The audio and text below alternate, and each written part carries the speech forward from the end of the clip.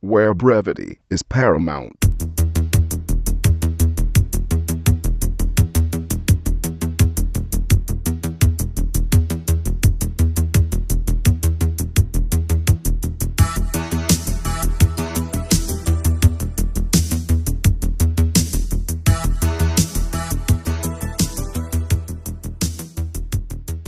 Hello, and welcome to episode 17 of Chet and John's Reassuringly Finite Gaming Playlist. My name's John Denton, and with me, as always, is Chet Roivas. What happening? So, if you haven't listened to the podcast before, it's really simple. We both do a top 10 list of the games we've been playing the most this week and rattle through them one by one, 10 being the game we played the least, 1 being the game we've played the most. So, enough wittering from me. Let's start with Chet's number 10. Okay, right, my number 10 is Dragon's Lair on the Xbox 360. Oh, Jesus. You played it? No, but yeah, Dragon's Lair. I almost bought it because I thought it was Space Ace. Right. Which is the same thing, but it's set in space. Yeah. I'm very glad I didn't. I mean, it's a really interesting museum piece, but you have to be fucking nuts if you shell out £800 for like a very, very dated... £800? £800, sorry. 800 points. It's ridiculously brutal, obviously, because it was designed for you to waste as much money as you possibly can, and it doesn't even work that well. I mean, the QTE prompts, the little arrows, they're really small and they kind of blend into the background. So did it even used to have little that's QTE prompts? See, I remember playing Space Ace on the Amiga, and I remember saying to my mate, "How do you do that bit?" "Oh, you press left." So you just have to, every time you get to a bit, try left, right, up, down, and one of them would work.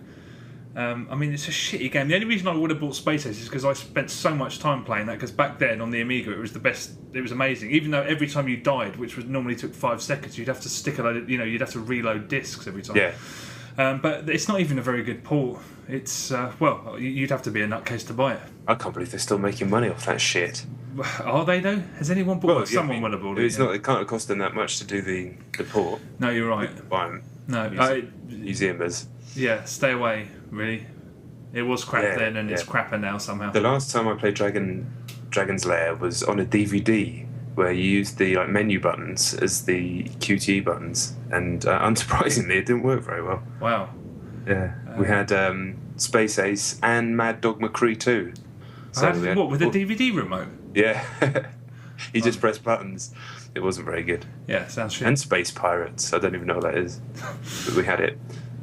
I almost bought it. I'm glad I didn't. The trial's enough. Try the trial. See what you think. You'll hate it. Job done. Really. My number 10 is a game I'd say is slightly better than Dragon's Lair. It's Halo Reach. So, being a nerd and a bit of a loser, after watching the Halo 4 footage at E3, I decided, right, I'm going to go through Halo Reach again on Legendary, like I've been talking. So I stuck it in, played it very, very briefly, and then realised I didn't really have time to play Halo Reach right now. But I'm more Halo-y at the moment. Did you start from scratch? Yes. All right. Okay. Good, was it? Oh, I love that game. I love Halo. I'm a fucking Halo loser, as people who know me will know. First I thought, okay, I'm going to play through all of them again before Halo 4 comes out, which is obviously a ridiculous idea. Finding the time to get through one level is a struggle, let alone all the games. But, it's nice to say these things and think about them. Sometimes that's almost as good as playing them for me. I haven't given up on Halo Reach. I've still got my Legendary. It's still there. I take pigeon steps every couple of months, and hopefully if the drought during the summer is as bad as it normally is, hopefully I'll have time to finally finish it on Legendary. Yeah, we've got a couple of dry months coming up, haven't we, before things start happening again, really. Especially July. July's nothing's happening. So, Halo. Chiefy. It's not Chiefy. It's the Reachy boys, whoever they are. The Reach-arounds. Classic. Okay, right, my number 9 is Slide on the iPhone. Played it? No, is it a Fight Club game? No, it's... What makes you say that? Because that's what the little penguin says, isn't it? Slide. Does the penguin speak? Yeah. The penguin doesn't jumps say... in. Oh, yeah, he jumps in and he goes, slide. God, I can't remember that. I don't know how I did. In many ways, it's the perfect iPhone game. All it is, it's free. All it is, when you want to unlock your iPhone, you slide across to unlock it. Yeah. That's the game. Sounds great. Slide one, another one. Slide one. You have to basically keep sliding until they fill up the screen and you die, essentially. I mean, it sounds wank. It doesn't sound like the perfect iPhone game. It does. It's because you pick it up, you do it, 30 seconds, done. It's surprisingly entertaining. I mean, the guy that thought of it, I can't commend or diss what he's done, because he's taken something that shouldn't be fun, and I actually found it quite entertaining. I'm glad there's not leaderboards, because that I could get sucked in even further. But yeah, Slide. Great. How did you come across it? My missus had it, and she was hooked on it. So, I mean, her being hooked on it lasted about a day, as did mine. I'm not going back to it. It was fun for about 2.5 minutes or whatever it was. Done. I'll probably try it. You know, I'm like with iOS. Yes. Right, my number 9 is probably something that will appear later on your list. Is Battlefield 3. I downloaded the giant update. I've hooked up Premium, and I was having a little fiddle through what that's going to be. Waiting for the close quarters maps next week on Xbox, and still getting fucked off with the server situation. I took a real look at it this time, and to make sure that there was no obvious and easy way of getting into a decent server. And you'll know this much better than me. Yeah. There's not even a way of defining what is a decent server, what is an official server. It's you type in DICE into the search, and everybody's written DICE before their server names as some sort of trick to get you in. I don't know why. So have they done that? I haven't noticed that at all. The only DICE ones I've seen are official. So if you type in DICE, all the ones that say DICE are official. To be fair, I haven't searched DICE. DICE like stupid things afterwards, like first to 500 or grinding server or something like that, and it's nothing that DICE would write, probably. No, I haven't seen it. To be fair, I haven't typed DICE into search, but when I scroll down, you see like a couple of DICE servers, and they look authentic. They've never had any shit written after them, but yeah, it is a little bit of a problem now, and I hope that there are plans to bring some more official servers back, but there probably won't be. Yeah, well, I mean, there was 1,000 servers available, all of which seem to be rented by users. So why would they? Yeah, true. It's just cash money.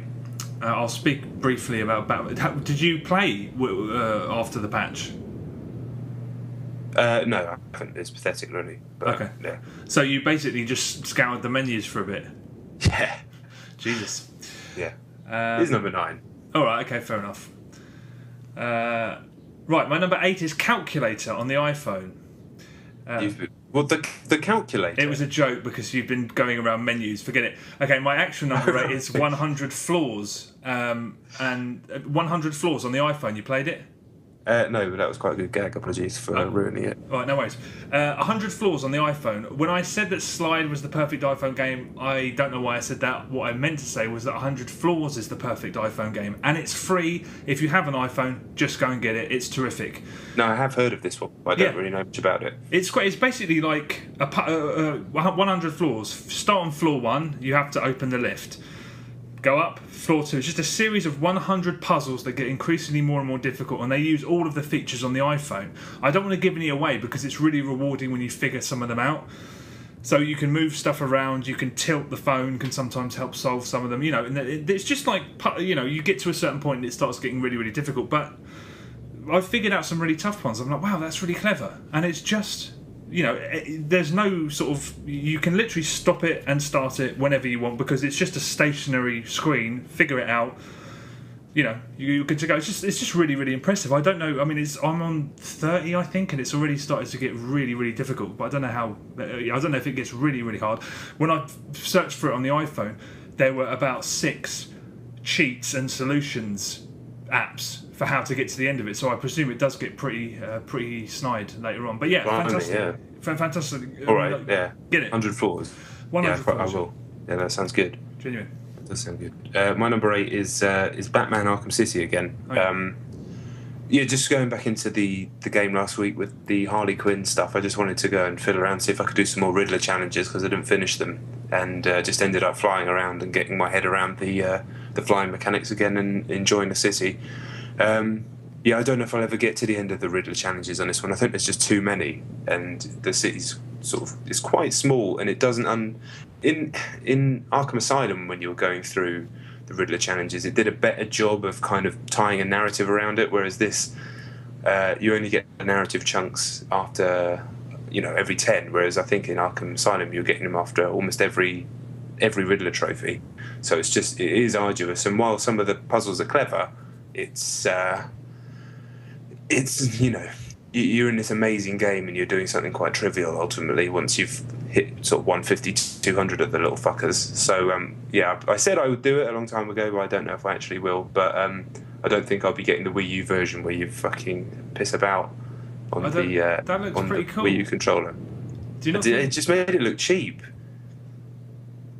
The controller or the game?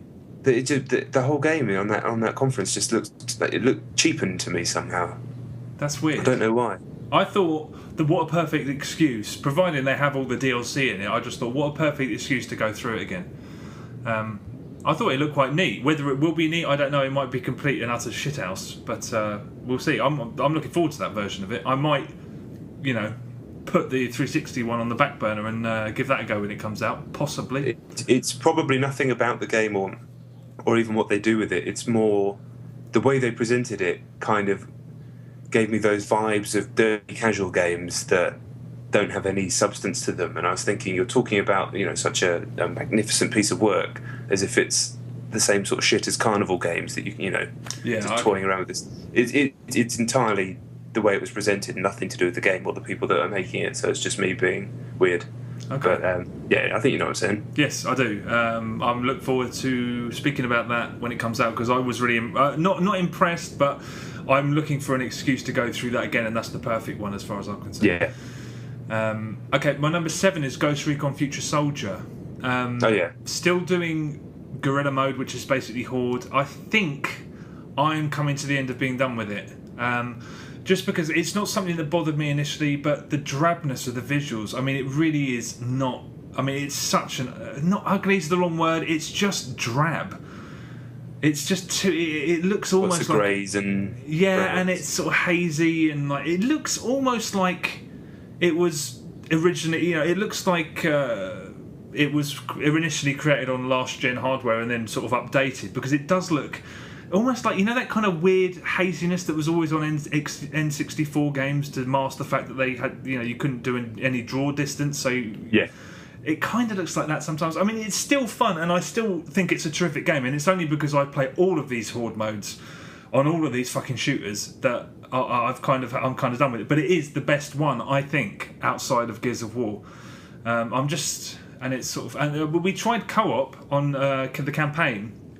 It's very cool in many ways. You get into these situations where you sort of basically break off in 4 directions and you have a standoff. One of you will go to... You're never doing the same thing. So one of you will duck holding a hostage in the corner with a pistol. Another one will dive under the car and shoot people from under the car.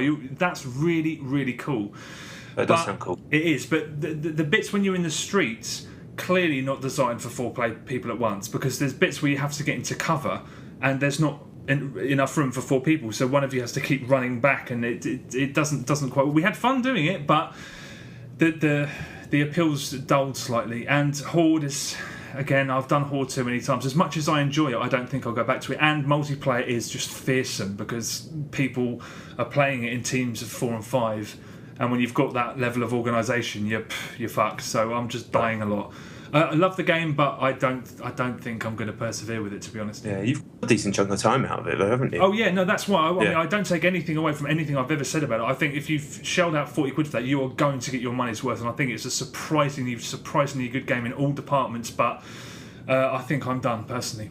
Yeah, I was chatting to some guys I train with, and they were playing it. They're kind of the COD crew, I'll call them, Yeah. But they've obviously played Ghost Recon in the past, and they were really happy with it. So that, only on a small sample of people, but they seem to be chuffed with it. It's very good indeed. It does what it sets out to do.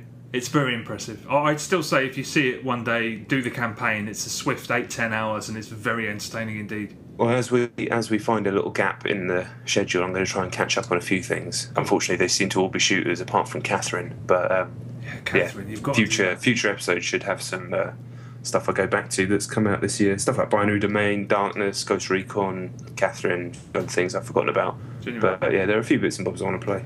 Nice one. My number 7 is a game called, this is hard to say, Rock brackets S Rider. Fuck knows why it's called that. I don't even know what that means. It is Trials on the iPhone to the point where it's even in a warehouse and it looks exactly like Trials HD, not Evolution HD. Unfortunately, it's also a bit of a piece of shit because, fundamentally, the way Trials is successful is the fact that you have analog acceleration and very subtle analog weight shifting on the bike. This does the weight shifting with the tilt, which, there's room for subtlety there, whereas the acceleration is just it's just an iPhone button. There's nothing you can do about that. I've played Trials style games on the iPhone that work around this by not being anywhere near as fiddly as Trials, and they're still fun. This attempts to be as fiddly or even fiddlier than Trials almost straight away, even 3 levels in.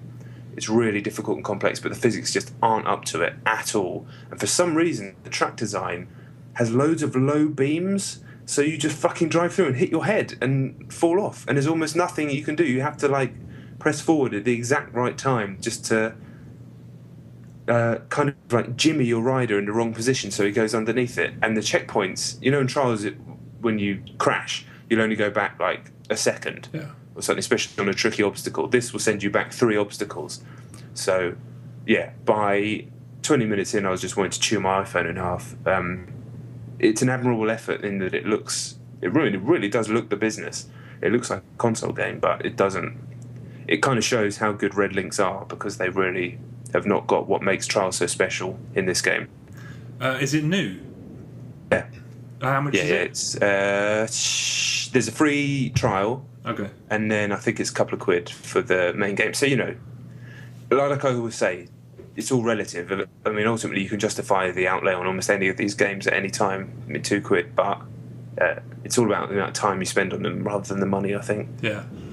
That sounds really, really quite shit. I might have a look at it though. I want to see what it looks like. Well, yeah, there's the free one there, and certainly for one level in, you'd be like, fucking hell, this is Trials on a phone. But yeah, fundamentally, it isn't.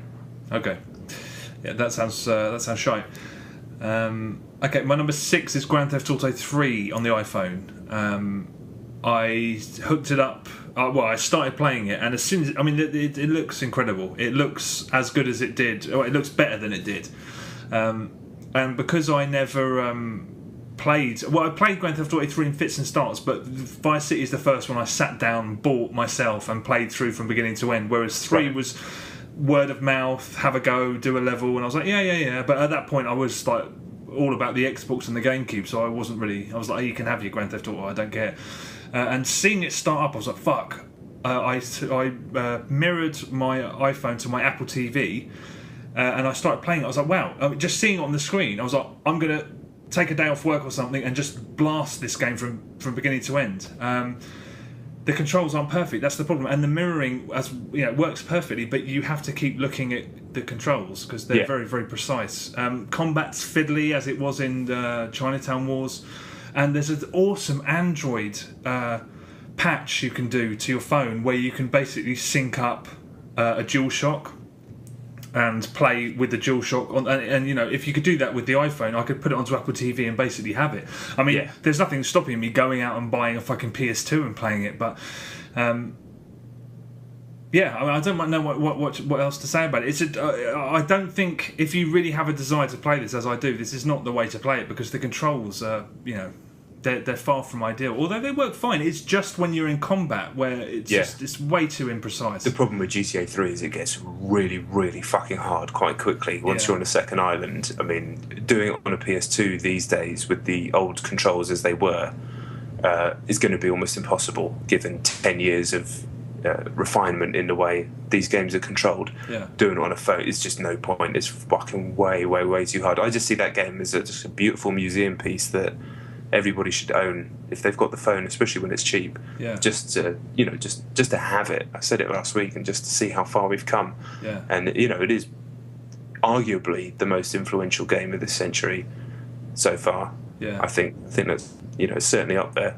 So it's amazing to have it on the phone. I do need to check it out mirrored. Actually, I forgot to do it after saying last week. I'd like to see it. I mean, it looks better than it ever has done. The only problem is I was like, wow, and then you stop playing it as if you've got a pad in your hand, and you can't work out where your fingers are going and stuff like that. So that was disappointing. I don't have the time to play it. I'd like to play it. I don't know what I'm saying. It's great. Yeah, the missions aren't actually that good in GTA 3 as it goes on.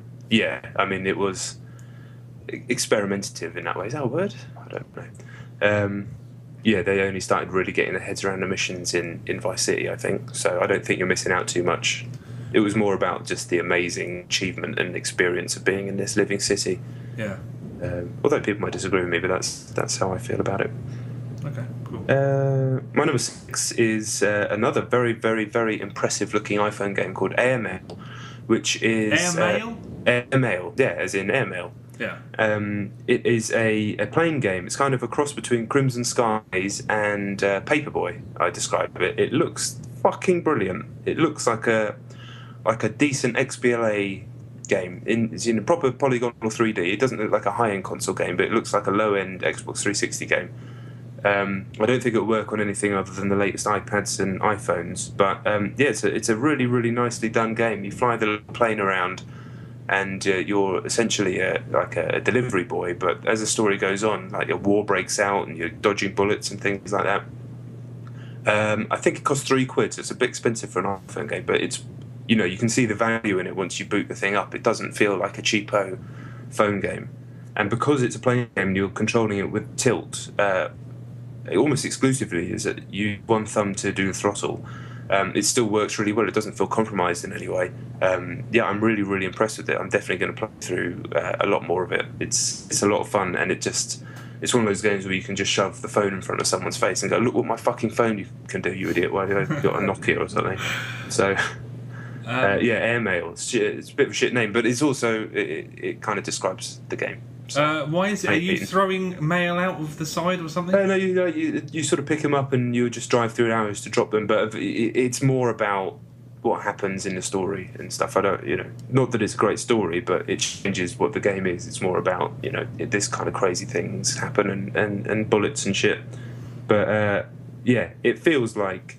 I mean, it must have cost over £1 million to make. It must have. What? The production values are that high. Wow, who published it? Chillingo published it. Oh, so okay. Yeah. Okay, understandable then. I might have a look at that. That sounds alright. My number 5 is Dragon's Dogma. Oh yeah. On the Xbox 360. Did you find it? I'll say first of all, I'm really enjoying it. I did about an hour and a half. I really like the combat. I have had no problems getting around. I've had no problems doing anything. The only thing I took issue with, and I was playing on the Xbox 360, there's a lot of screen tearing, there's a lot of pop-up, and generally it just looks kind of washed out and unpleasant, and I really started to... I didn't like the look of it at all, and it really started to put me off a little bit. So I'm lucky enough luckily I had access to the PS3 version, so I put that on, and not perfect, but I think it's better. I read the article on Eurogamer the other day that compared them, and it said the Xbox 360 version is better. I'm just like, no way. I don't know how they came to that conclusion. Admittedly, I'm not a tech head, and I don't know. Most of the stuff they talked about in that article went straight over my head. But just if you put them side by side, any layman, any gamer will be like, that one. The PS3 one, it's smoother, it looks better. So I've done an hour and a half. I'm really liking it. I like the arcadiness of the combat. It reminded me of Amela, which I think everyone has decided they never liked in the first place now. Although I still think that was a very, very solid game. Yeah, and I'm liking it. Although you weren't kidding. You really weren't kidding about those guys not fucking shutting up. Oh, mate, they do not shut the fuck up. Go for his head. Chop off his head. Yeah. Go for his head. His head's the sauce is in his head. That's the way to beat him. Jeez. I mean, normally that stuff doesn't bother me, but it is just the gaps in between them speaking is like a second, if that. Yeah. It's relentless and it never stops. I only started getting lost and confused about 8 hours in when the game opens up significantly. So that's when I started having those problems. But credit where it's due, not everybody, but a lot of people who are playing it are loving it. They're loving it. And I mean, I wrote about this in my review on Video Gamer. I could see clearly how people were going to fucking love this game. I had a real feeling that if people took to it, they were going to love it. And I knew that I wasn't going to be one of them, and I knew I wouldn't be the only one as well who didn't love it. But that's why I had to kind of dilly-dally around my scoring and kind of judgment of it, because it's one of those unusual games where you can see the merit for a certain group of people. So it'll be interesting to see how you feel about it as you get a bit further. Yeah. I'm going to stick with it. I mean, I could never fall totally in love with a game like this because it's not really my bag. But I'm appreciating. No. I mean, I'm finding it very, very enjoyable. Admittedly, I've only done an hour and a half. I've just killed that boss with the 3 heads. The game's about to actually turn into the game now. Okay. Well, yeah, that makes any sense. Yeah, I'm liking it. Although everything you said about it pretty much is true. Although if you have both consoles in your house, I'd say get the PS3 version. Experts say the 360 version. They don't know. Listen to me. Done. Right, let's do it. My number 5 is a game on the iPhone again. Sorry, called Defender Chronicles 2.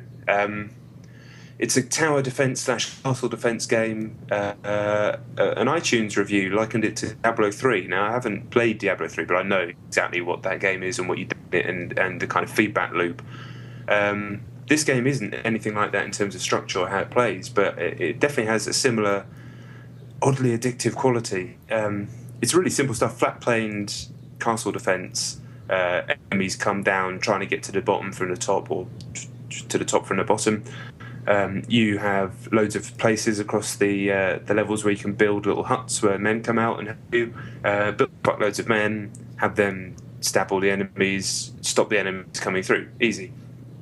After about 30 seconds of each level, the screen is just awash with enemies and awash with your guys, and the whole game is about quickly looking and tapping where you need to upgrade your unit types and sort of managing the amount of gold that's popping up in the corner. So you're just constantly in this loop of feeling more powerful and upgrading and getting the money, and now I feel even more powerful.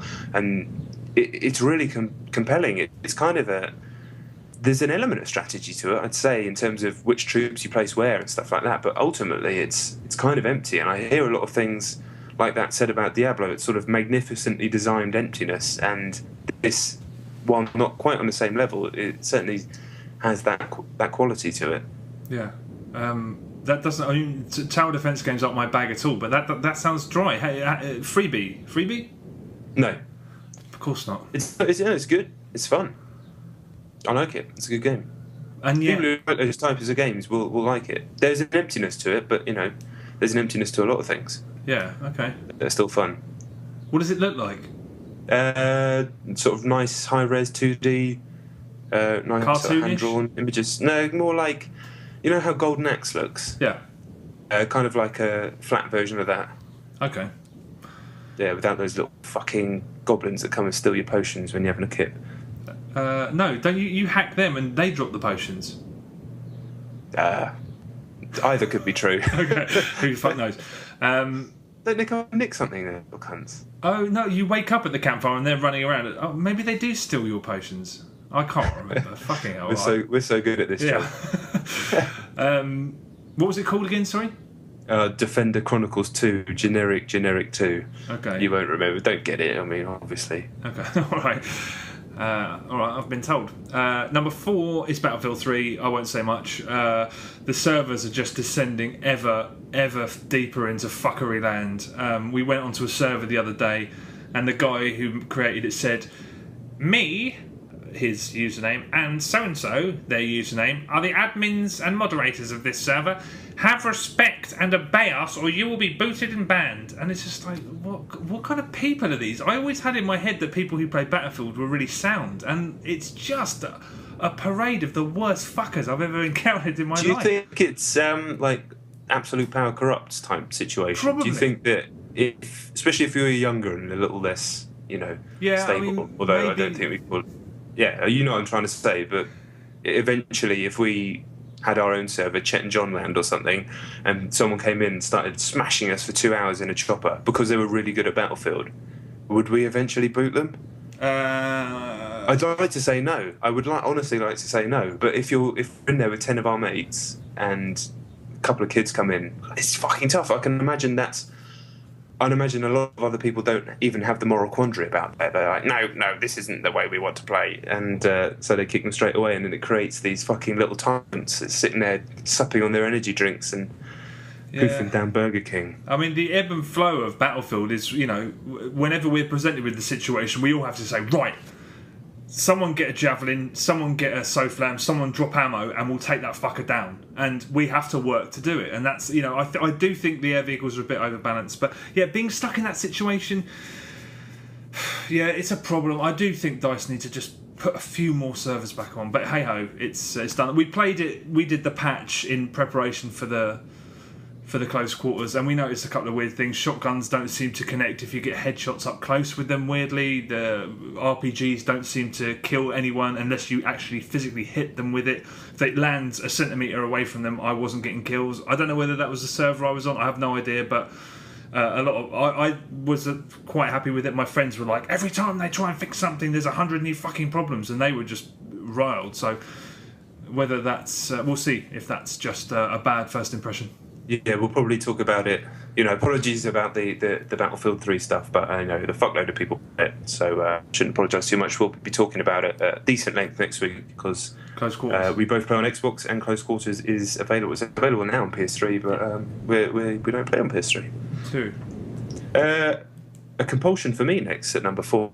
A new jam, I call it. It's called Ring Fling. Yeah, that's what it's called. Not Fling Ring. Ring Fling. Get this game. Get it for your iPad. It is the fucking mustard. It is air hockey, but 4-player on one iPad. You can fill in with AI instead of real players. And the little pucks are like star-shaped things. And you just fucking fling. Like you play at the speed of Hungry Hippos almost. You're flinging these little rings at them across the thing and trying to get the star into the opposite person's goal or zone or whatever you call it. If it goes in someone's zone, they don't get a point, everyone else does. So it's 1 to 10, right? So as the score racks up, you start creating these little alliances with other people that you're playing with. Like, it all happens within 10, 20 seconds, all these little alliances. Then you'll fuck the other person over and quickly they'll be against you again. The whole thing takes 2 minutes, and honestly, you'll want to play it again immediately. You're like, another one. It's wicked. 4 people on an iPad. Oh, can you play this online? No. It's think of it like a game that you'd buy from a shop, like a board game almost. But so when you said you were like, when you were making allegiances with these people, were they just AI? No, I was playing with people here. Oh right, okay, fair enough. Yeah. I mean, they're unspoken allegiances that happen because you go, okay, well that person's got 7 and we both got 5, so we need to fuck them over quickly. Yeah. But then they'll get 6, and then you quickly try and stitch them up, or there'll be an accidental deflection and it'll end up in the other person's goal. But it's just, mate, it's quality. The Ring Fling on the iPad and iPhone, but it's better on the iPad. God, can you imagine 4 people huddled around an iPhone? Yeah, but to see him try. People will do it. It's fun as fuck. I think the person who made it's just one guy. I think he worked on Little Big Planet and things like that. I was looking at his blog. But it's really, really good. There's modifiers that unlock the more you play, and it changes the way it plays. They come in randomly. It's one of those games that's quite hard to describe, but yeah, everybody should play it. And make sure you're playing with other people, though. Okay. At 69p? I think so. Okay. Interesting. I can't remember. Ring Fling. My number 3 is Max Payne 3. You did the single player, didn't you? I'm doing New York Minute. Oh yeah. I think it's one of the games of the year. The more I play it, the more I just fall madly in love with it. One thing I completely overlooked was the music.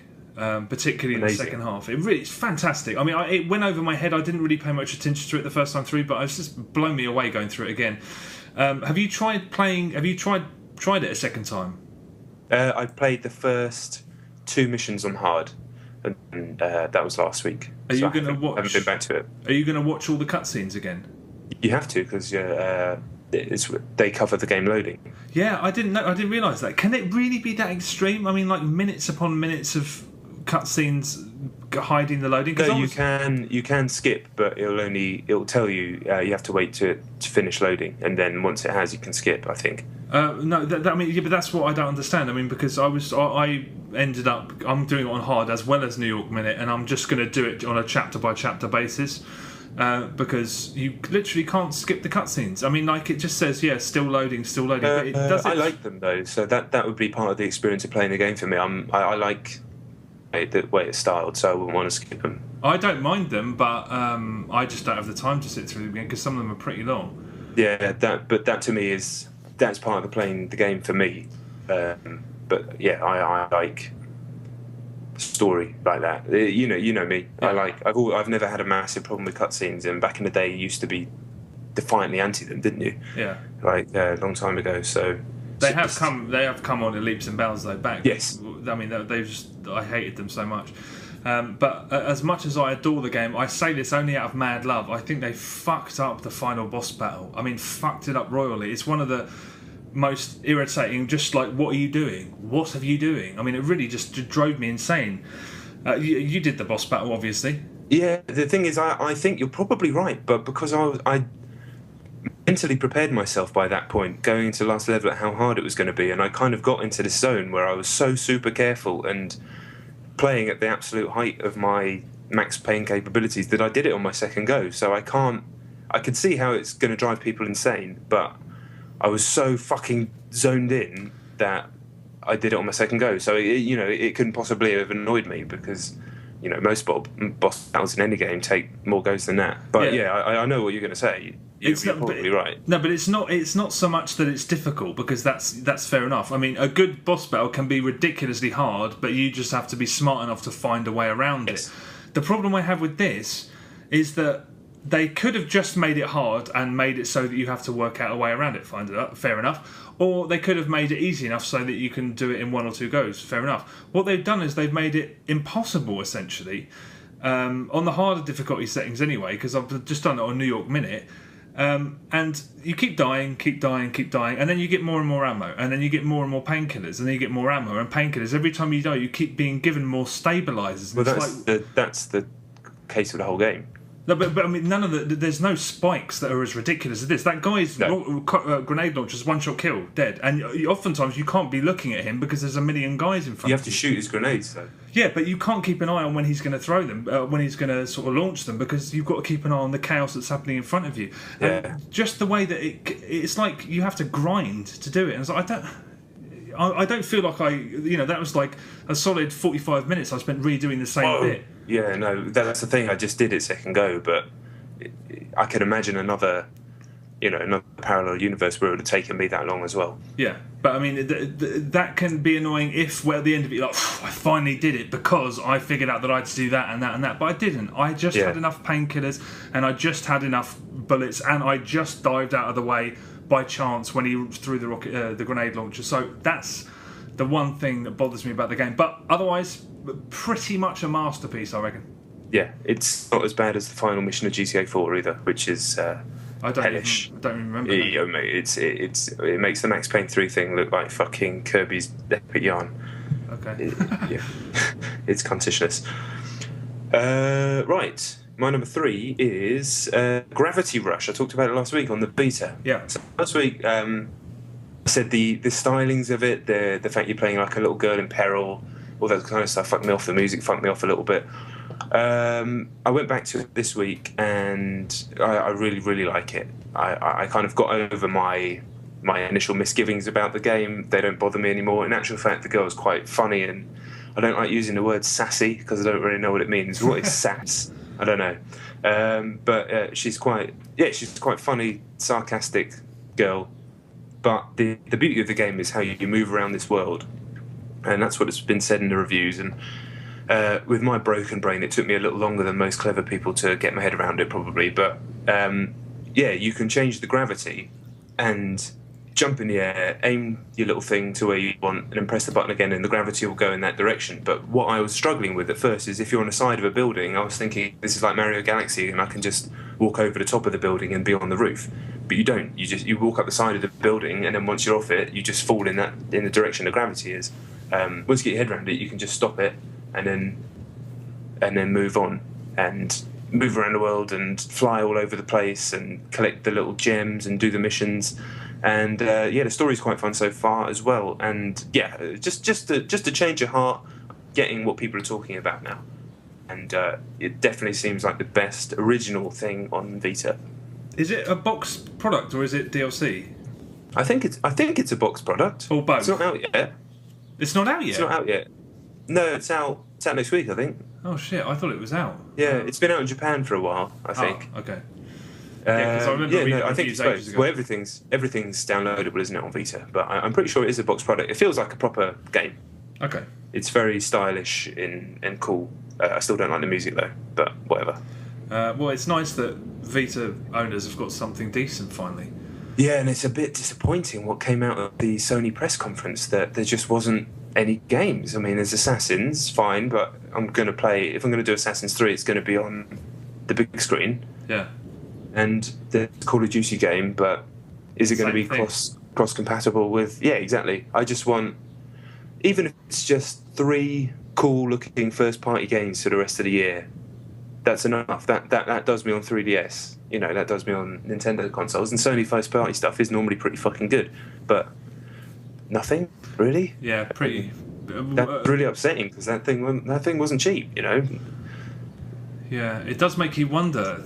They must have thought about what they were doing. Yeah, completely mystifying. Such a beautiful machine as well. Such a great piece of tech. Yeah, and games all help sell it. Fuck's sake. Yeah, exactly. Fingers crossed. Okay, my number 2 is Mario Tennis Open on the 3DS. Oh shit! I forgot that even existed. How is it? It's okay, verging on pretty good. Right. Did you play the GameCube one that got ported to the Wii? No, the last one I played was the N64 one with you at university. Fucking hell, that was a long time ago. That was what I loved that though. Because that was actually a tennis game. The problem with the GameCube stroke Wii one, they piled all this chaos. They turned it into the Super Strikers, just nonsense. Yeah, it was just a headache, a horrible, unrewarding headache. This is, if not the halfway point between the N64 and the GameCube one. I mean, it's nearer to the N64 one in spirit. It's actually really, really fun, but I haven't quite worked out if the central dynamic completely breaks the game or not. Basically, every other shot, a little panel will appear on the ground, and if you run a stand in it and then take your shot from there, either something weird will happen, like the ball will curve round, or it will sort of be really powerful, or it will stop short of the other player. But if you are used to playing tennis game, like I always do a couple of lobs and then rush the net and then try and sort of fuck them over like that. You can't do that, because if they stand at the back and you try and screw them and they hit it while they're standing on a panel, they've won. That sounds like I'd absolutely fucking hate it. To be honest, I was sort of teetering on the brink. 1 minute that happened, the next minute it didn't, and the next, 1 minute it felt like a really fucking cool tennis game, and then, I don't know. I haven't made my mind up. I'm annoyed that they haven't made ring shot front and centre, because that's always been the best mode of Mario Tennis. It's on there, but sort of it's in the background. It's like a little mini game, and there's not much to it. You can get gold, silver, and bronze. It's nothing really. And the online, I don't know. The online slick. I mean, it's nice to see a Nintendo console that really knows what it's doing online. There's swift matchmaking. I've played against 3 people who I don't know, 3 random people. All of them, in every single shot they did, hit the ball so hard that rather than return the ball, my character would be knocked back, and then I couldn't return their next shot. I'm not going to play this game. But every shot, I'm like, I've learned how to play the game. They're not standing on a magic panel or whatever, but completely maddening. Is it a cheat? I don't know. I haven't played it enough. Basically, I don't think it's terrible. I think it's actually pretty good. It's just that I need to play it more. Basically, I'm quite happy with it, and I'm going to play it some more. But there are things about it that could annoy. I'm just glad it's not the GameCube Wii one again. So it's better than that. Yes, definitely, unquestionably. Right. And I think my positive reaction was towards the end of me playing it. So I started off thinking, this is a shitload of absolute rubbish. And towards the end, I was like, you know what? I'm actually really enjoying this now. But I'll tell you more about it later, next week, whatever. Cool. Right, so my number 2 is Pixel Junk 4am. Oh wow, you got it. Yeah. You told me you talked about it last week, and I knew that it was going to be the game for me, and it is. Oh mate, I just absolutely love it. I just think it's masterful. for those who haven't played it, should we give a brief rundown of what it is again? If you like. It's last week. So very, very quickly, you have the Move controller, a visualizer going on in the background, and then they call it a virtual musical canvas. So you point the Move controller into one of the 4 directions, having pressed one of the 4 main buttons, and you'll feel a vibration. You grab whatever that vibration is with your trigger, yank it back into the screen, and it is, it's a track, I guess, out of 4 tracks: bass, synth, hi-hat, and sort of kick drum. And you create... What's the type of music? Is it like deep house, progressive house? I've got too up on my technical. Yeah, I don't know. It's tech house probably. It's difficult to describe. I think a lot of the songs are actually quite different, but I wouldn't lump them all into a genre. But yeah, tech house kind of. But it's not that kind of like peaks and troughs trance. It's more like a sort of continual. The smallest little changes you make are where the music kind of achieves what it's setting out to achieve. Yeah. So you'll fade out your little hi-hat and bring in a different hi-hat track, and it will change things, and you just sort of slowly build this kind of audio landscape, I guess you'd call it. But the coolest thing about it by far is the fact that you can watch people's performances and they can watch yours. Yeah. So one that I was playing, I had about 15 people watching me at one point, and every time I did something cool, they can shake their Move controllers and give you kudos, which comes up at the bottom of the screen. You get little points for it. So I felt like you said it last week, I felt like a DJ in some cool club. Every time I dragged in a new track and dropped it exactly the right time, tweaked it, I was getting all these people cheering me. And I was just dancing around my room like an idiot. I was absolutely loving it. I must have played one level on it, one sort of group of tracks for about 40 straight minutes, because I felt like I was entertaining these people from around the world, wherever they are. I think it's been criminally misrepresented in the press so far. It hasn't been reviewed by a lot of the major sites yet, but and some of the reviews it has had, I think people have misunderstood what it is, or not given it the time it deserves, or they don't. I love video games that combine music and gameplay and experimental stuff. That is something that I'm quite passionate about. So it's frustrating that they've created something so brilliant, I'd say, and it's currently sitting on a 60 on Metacritic, which is probably putting a lot of people off. Ridiculous, that shelling down the £6 but because it is an amazing piece of work, and probably the best thing about the Move so far, which itself is a fucking amazing piece of tech, and I wish there was some more games for it, because it's the real deal for motion control. That. Yeah, it really is. I'll just redirect anyone to that video on YouTube, because it's really it doesn't convey what the experience is like, but it shows you what it is, and if you don't think that's cool, you're insane. But yeah, I haven't played it again, but it's just one of those games where I'm just like, that's why I own a fucking PlayStation. Yes. For fucking games like this. Just that nothing. I absolutely adore it. I'm going to play some more of it just for as long as I have the PlayStation, I think. I hope they do some downloadable content for it, because I'll be all over it. Whether they do, I don't know, but not that there's not enough. There's fucking plenty there. Yeah, there's tons of tracks in there, yeah. Yeah. But yeah, just phenomenal. Love it. Yeah. So yeah, if you want to find out and learn a little bit about it, you can either download the visualizer part of it for free from PSN before you stump up the £6 for the interactive part, or check out that YouTube video. What did you tell me to type in? Basically, just type US in the PlayStation blog. I just literally, if you type in Pixel Junk 4am, it's the first or the second hit, and it's a picture of one of the developers, who I have to say, no offence, looks like a smackhead. Holding the thing out.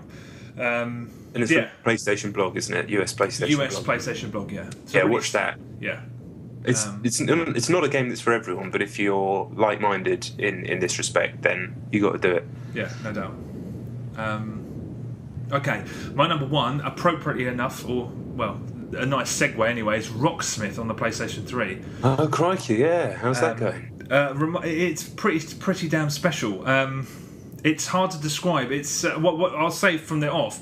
If anybody is operating under the misapprehension that this is going to somehow make learning to play the guitar easier, no chance, because there's no such thing. You can't simplify learning to play the guitar. It's an incredible undertaking, and it's just a tool, and it's a very, very thoughtfully designed tool. I've played it for about 3 hours, and already, as someone who's never held a guitar in my life, never had any inclination to play one, I'm already doing stuff with it, and it's just that they've covered so many bases, and it's so unintimidating, and it works flawlessly. For a guitar, you think there's got to be a bit of give. There's got to be it's from the second you turn it on and you tune your guitar, you're like, fuck, how does it know that? It's remarkable. There were a couple of times where I'm like, this doesn't work. This is fucking rubbish. I looked down and my fingers had drifted to the wrong fret. It really truly works. Technically it's incredible. So for people who don't know what it is, it's like a sort of mix between Guitar Hero and a real guitar tutorial. The aim of the game is to very slowly teach you how to play the guitar. I really want to see how deep it goes, because the potential is there for it to be the kind of thing that would be in like schools and stuff, because it's so very careful about how basically. For example, there's so many different ways that you can get used to where your fingers are supposed to go. There's the white dots that are on every guitar. There's the white dots on the side of the fretboard that are always on every guitar. They put numbers on the screen, so if that's the way your mind works, you can you'll sort of draw your inspiration. You understand where to go based on those numbers. That's not how my brain works. How my brain works is that there's a mini game you unlock early on called ducks, and it's basically a duck will come up on the fret, you move your finger to the fret, the colour of the duck is the string, you strum, you zap it, and because it was a game, I was like, I had to completely subconsciously I was like, I have to figure out how to move from there to there quicker. So completely without anything, no thought process involved, I realised that I had to start using the dots on the side of the fretboard on every guitar, and by the end of the game I was moving up and down the fretboard, and I just thought, fuck, that's just without completely slyly has just taught me something that could not have been a teacher couldn't have taught me to do that. I wouldn't have learned it just playing the game, but the weird compulsion to shoot those ducks made me move around like I was actually playing guitar. It's really weird. And sounds brilliant. But there's so many different ways. There's other ways, like there's slower song down. You play it, when you nail it, it gets slightly faster. There's just there's so much to it. There's so many different ways. If something doesn't work for you, there's something else you can do. So I'm at a level on guitar that I'm probably the same level as those twats who take acoustic guitars down to the beach or to a barbecue and ruin everyone's day. But I would never do that. But I'm probably about that level. I know the chords. I can do bar chords and things like that. But I'm not. I wouldn't say I could play guitar. Is there a level where I can go in and it can take me from there? Or? It completely adapts to you. So right. I think at the moment I think it adapts a little too quickly. So if if I'm playing a song, the song that I keep playing now is Franz Ferdinand, "Take Me Out." I don't know why. The song's fine. It's not one of my favourite song or anything, but for some reason, I feel like I know what I'm doing with it. And if I'm like, yes, I just fucking nailed a really difficult part, it'll get harder straight away. And then you'll fuck it up, and then it'll kick you back down. Whether that levels out, I'm not sure, because the longer I played it, it seemed like it wasn't taking that. It was sort of giving me a bit longer to sort of do well before it upgraded. I mean, that might all be in my head, but it seems just like. But as I said, it's not gonna. If you want to learn to play the guitar, and you think this is a shortcut, there's no such thing. No. So I mean, but everything. The way they say, if you can't do this, try that. All of those, and the way they implement that into the gameplay is incredible. Obviously there are some things, like I've just started doing palm mutes, where you put the side of your palm at the bottom of the fretboard, but at the end of the strings, then you pluck the notes, and it makes more of a sort of kind of percussive sound. I was having real problems with that, and it says, if you're having problems, try moving your hand a little bit up, or try moving your hand a little bit down, or try strumming the notes harder, or try strumming the notes softer. I'm like, but Jesus Christ, you just said, but that's because that's the kind of thing you have to just adapt to. You have to learn it yourself. There's no science to it. Everything that there is a science to, they've implemented something very clever, and it's just, I've never played a guitar before. After 3 hours, I'm not playing a song or anything, but I know what I'm doing with my hands and stuff, and I'm going to stick with it. I'm probably going to speak about it every week, which I hope doesn't bore anyone. But remarkable. I hope when it comes out over here, Ubisoft send it to like lifestyle magazines, so that people talk about it in Sunday papers and stuff, because the scope for it to be something that parents buy their kids, because it's not really a game. It is a really, really neat way to learn the guitar above all, and or people implementing it into schools and stuff. I mean, I'm really, really impressed just how well it works and how clever it is. So, but I'll talk about it with a bit more knowledge next time. Yeah, it sounds extraordinary, to be honest. It is. It really is. I want to play it or use it or whatever. Yeah. So my number one is probably something equally as technical, although very, very, very different. It's Virtua Fighter 5 Final Showdown on PS3. Oh, yeah. I haven't played Virtua Fighter 5 since it came out, which is 5 years ago, amazingly enough. And I didn't play it that much when it came out. For some reason, it just didn't grab me as much as Virtua Fighter 4. But this version, which is the kind of honed, refined version of all their updates over the last 5 years with a couple of extra characters thrown in, it's absolutely magnificent. I did the review for it. I was close to dropping a 10 on it. Jesus. It scored a 9 in my review. Purely because there's customizable stuff that you have to pay for. I think that was the only reason it didn't reach all the way up to full marks. But I should talk about the game itself. You're not a huge VF guy, are you? Yeah, you say that, but the only reason I always say I don't like Virtual Fighter is because the only one I've ever played, or the only one I've ever seen, is the first one where you jump and it takes 5 hours and you fly into space and then land, and it's like Polygon Central. I hated it. Yeah. All right. I really, really hope that you play this one. It's two things I want to say about it is the kind of myth about Virtua Fighter that it's really, really hard to get into, and it's not. It's a really, really complicated game at the higher levels. There are a ton of moves, but it is not a difficult game to get into. You can't button bash, but you can't button bash in Street Fighter either. So, while that puts off the Tekken and Soul Calibur crowd, it shouldn't put off someone who's reasonably serious about fighting games. There's only 3 buttons, kick, punch and guard, but each character has like 150 moves off that. But what has always impressed me most about Virtua Fighter is the fact that it is a game about martial arts, and they all are, but this game is in love with the martial arts it represents. It doesn't just replicate their movements like Tekken does. You've got Taekwondo guy in Tekken, the grappler in Tekken, who have those moves, but they largely play either in the same way or as fighting game archetypes. These guys fight and play like how those martial arts are meant to work. There's an MMA girl in it who has 2 different stances, one that is sort of more takedown heavy, one's more striking heavy. If you knock her down, you can hit all 3 buttons and you'll like land on your back, so you basically you're in guard and jiu-jitsu, and you can start fighting people off your back. It just understands the martial arts, and couple that with a really, really exciting dynamic fighting system, a lot of unbelievable amount of depth, really exciting fights, and such a balanced roster. Man, I really, really hope that you get into the Virtua Fighter, because I think this one, downloadable on Xbox and PS3 for 10-12 quid, it's fucking fantastic. It's the best thing to get in so long. If you had to compare it to another fighting game, what would it be?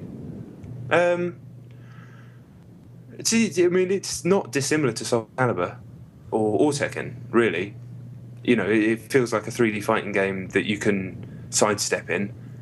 It's not hugely complicated at all. It really, really isn't. If you do, learn 5 moves of one of your characters, or pick one of the easy characters where you can almost button bash, you can get away with playing quite easily. But all you need to do is go into the dojo training mode, go through the move list once, and it's not like Street Fighter where you get to the high levels and it's impossible. You can do all the moves, anyone can, they're not difficult to pull off, and suddenly you'll have an arsenal of about 20 moves that you've remembered, 5 good ones that you're definitely going to use, and suddenly you start to develop a game for the character that you like, and as you progress your game will get better, just like it does in any fighting game. But it's so damn good. It's just so damn good. Did you play it with a pad or the stick? I actually played it with a pad because it was PS3 and I don't have a stick on PS3, but thankfully the PS3 pad isn't shit for fighting games, and I played Virtua Fighter 4 on PS2 to death, so I was alright. But I will be getting it on Xbox and playing on stick because, yeah, it is better on a stick. How much is it? I think it's 12 quid. I think it's 1,200. Well, what's 1,200 Microsoft points? It's that. Who knows? Yeah. Does anyone know? Yeah, 10 quid, 12 quid, I don't know. Yeah. Not much. It's not much at all. Okay, that sounds interesting. I don't know why I've always had... It's because I always associate it with that fucking ridiculous first game, which I always thought, it's like, what is that? Yeah, scrap that. That was just... Well, I mean, that's a cool game in its own right, but that was like a sort of sign of the times type thing. But Virtua Fighter 2 is where the game started to be what it is now, I'd say. Is it out this now? is just masterful. Yeah, it's out now. Okay. If you get into it, it would be great because we'll have rucks at the same level and excitement as we have on Street Fighter, but it feels so different to Street Fighter. It's like another great game to play. There's nothing that fucks you off like in Soul Calibur or the cheap shit and cheap characters. It's so finely honed. I could talk about it for ages. I need to shut up, but yeah, VF5. Shit, get it. Okay. All right, well, maybe I'll do that. I'll do the trial at the very least, boy. Right. Okay, thank you very much for listening. That's us done. Once again, never before has our 20 games in 40 minutes thing been any more of a farce than it is now, because I think we're running at just under an hour. But thank you very much for listening. If you haven't already, please check out the site, www.thefiniteplaylist.com. All of our Twitter details and stuff are on there. Yeah, see you next week, hopefully. Yeah, peace out. Sorry for waffling about Virtua Fighter.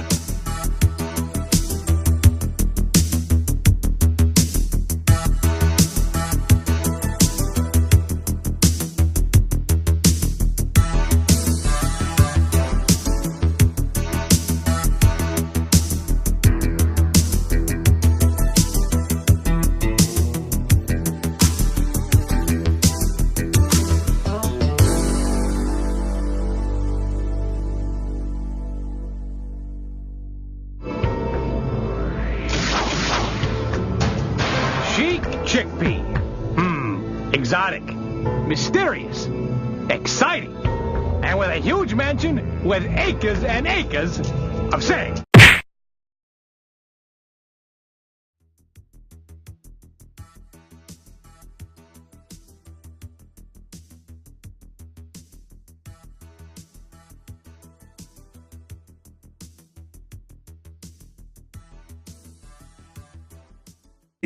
Where you use the menu buttons as the QTE buttons, and unsurprisingly, it didn't work very well. Wow. Yeah, we had Space Ace and Mad Dog McCree too. So what, with a DVD remote? Yeah, you just press buttons. It wasn't very good. Yeah, sounds shit. And Space Pirates. I don't even know what that is, but we had it. Oh yeah, I almost bought it. I'm glad I didn't. The trial's enough. Try the trial. See what you think. You'll hate it. Job done. Really. My number 10 is a game I'd say is slightly better than Dragon's Lair. It's Halo Reach. So, being a nerd and a bit of a loser, after watching the Halo 4 footage at E3, I decided, right, I'm going to go through Halo Reach again on Legendary, like I've been talking. So I stuck it in, played it very, very briefly, and then realised I didn't really have time to play Halo Reach right now. But I'm more Halo-y at the moment. Did you start? Did you start from scratch? Yes. All right. Okay. Good, was it? Oh, I mean, I love that game. I love Halo. I'm a fucking Halo loser, as people who know me will know. First I thought, okay, I'm going to play through all of them again before Halo 4 comes out, which is obviously a ridiculous idea. Finding the time to get through one level is a struggle, let alone all the games. But, it's nice to say these things and think about them. Sometimes that's almost as good as playing them for me. I haven't given up on Halo Reach. I've still got my Legendary. It's still there. I take pigeon steps every couple of months, and hopefully if the drought during the summer is as bad as it normally is, hopefully I'll have time to finally finish it on Legendary. Yeah, we've got a couple of dry months coming up, haven't we, before things start happening again, really. Especially July. July's nothing's happening. So, Halo. Chiefy. It's not Chiefy. It's the Reachy boys, whoever they are. The Reach-arounds. Classic. Okay, right, my number 9 is Slide on the iPhone. Played it?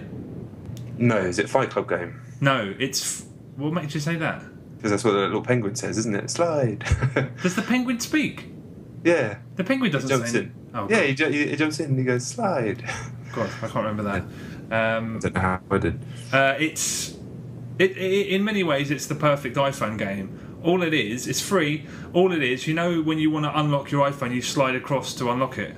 You only get narrative chunks after, every 10, whereas I think in Arkham Asylum you're getting them after almost every every Riddler trophy. So it is arduous. And while some of the puzzles are clever, it's you're in this amazing game and you're doing something quite trivial ultimately once you've hit sort of 150 to 200 of the little fuckers. So I said I would do it a long time ago, but I don't know if I actually will. But I don't think I'll be getting the Wii U version where you fucking piss about on that looks pretty cool. Wii U controller. Do you not it just made it look cheap. The controller or the game? The whole game on that conference just looked cheapened to me somehow. That's weird. I don't know why. I thought that what a perfect excuse, providing they have all the DLC in it. I just thought what a perfect excuse to go through it again. I thought it looked quite neat. Whether it will be neat, I don't know. It might be complete and utter shithouse, but we'll see. I'm looking forward to that version of it. I might, put the 360 one on the back burner and give that a go when it comes out. Possibly. It's probably nothing about the game or even what they do with it. It's more the way they presented it. Kind of gave me those vibes of dirty casual games that don't have any substance to them. And I was thinking, you're talking about such a magnificent piece of work as if it's the same sort of shit as carnival games that just toying around with this. It's entirely the way it was presented, nothing to do with the game or the people that are making it. So it's just me being weird. Okay. But I think you know what I'm saying. Yes, I do. I'm looking forward to speaking about that when it comes out, because I was really not impressed, but I'm looking for an excuse to go through that again, and that's the perfect one as far as I'm concerned. Yeah. Okay, my number 7 is Ghost Recon Future Soldier. Still doing guerrilla mode, which is basically Horde. I think I'm coming to the end of being done with it. Just because it's not something that bothered me initially, but the drabness of the visuals, I mean, it really is not... I mean, it's such an... Not ugly is the wrong word, it's just drab. It's just too... It looks almost like... Lots of greys and... Yeah, browns. And it's sort of hazy, and like it looks almost like it was originally... it looks like it was initially created on last-gen hardware and then sort of updated, because it does look almost like, that kind of weird haziness. Where brevity is paramount.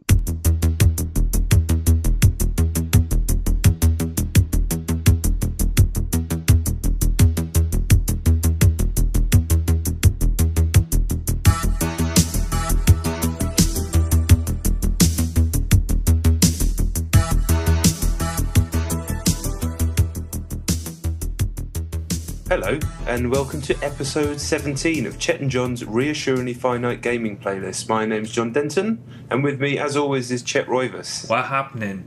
So, if you haven't listened to the podcast before, it's really simple. We both do a top 10 list of the games we've been playing the most this week, and rattle through them one by one, 10 being the game we played the least, 1 being the game we've played the most. So, enough wittering from me. Let's start with Chet's number 10. Okay, right, my number 10 is Dragon's Lair on the Xbox 360. Oh, Jesus. Have you played it?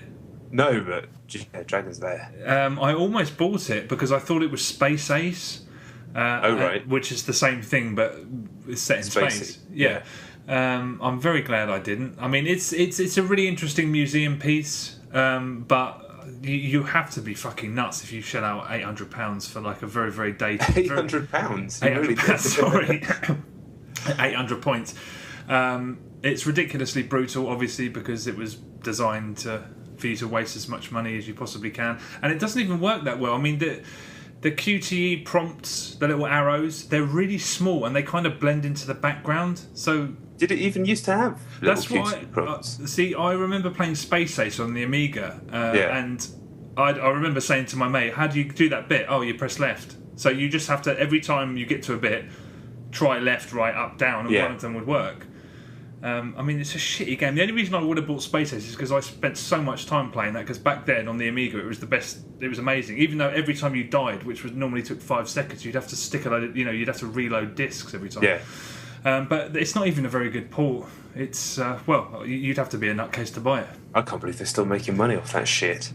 Are they though? Has anyone bought it? Someone will have bought it. It's not. It can't have cost them that much to do the port. No, you're right. Buy them. No, museumers. Yeah, stay away. Really, it was crap then, and it's crapper now somehow. The last time I played Dragon's Lair was on a DVD. Yeah, that's the game.